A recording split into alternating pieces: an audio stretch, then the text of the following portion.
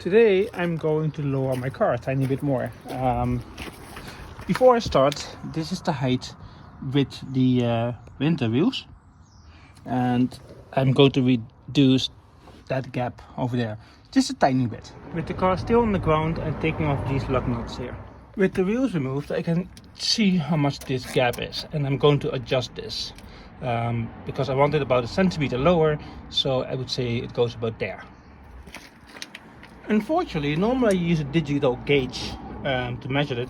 However, I have this. So you check about there, and it seems, if you put it straight, it's a little bit less than a centimeter.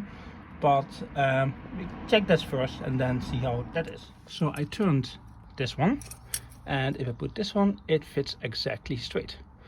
So I'm going to turn this and then do the other side and put the wheels back on and see how it looks. On this side I used this tool because it was a bit tight. This way you put it around here and then you just wrench it just to get it loose.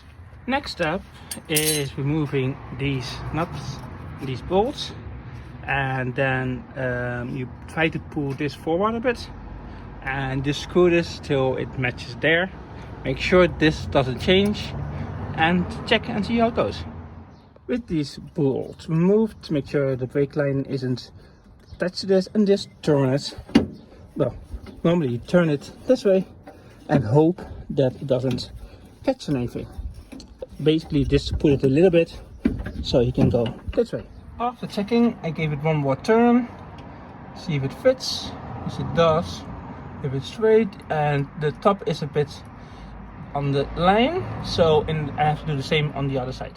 To put it back, I use the same thing, but I use this to keep it up so I can put the bolts in. And since I turned a tiny bit again, just going to check, see how it fits, and it's the same fitment, so just going to check this. To save yourself some trouble, do not put these nuts on, just put the bolts in, put the wheels on, lower the car and see if you like it, because if not, you torque everything to spec and you have to undo everything again.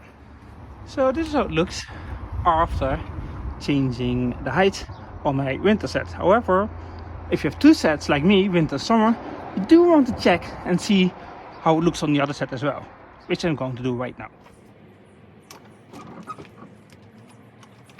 So this is my wheels lowered. This just works for me. It's acceptable. I'd rather have a little bit more wheel gap, but this seems still acceptable for the back of the car. I don't seem to hit anything.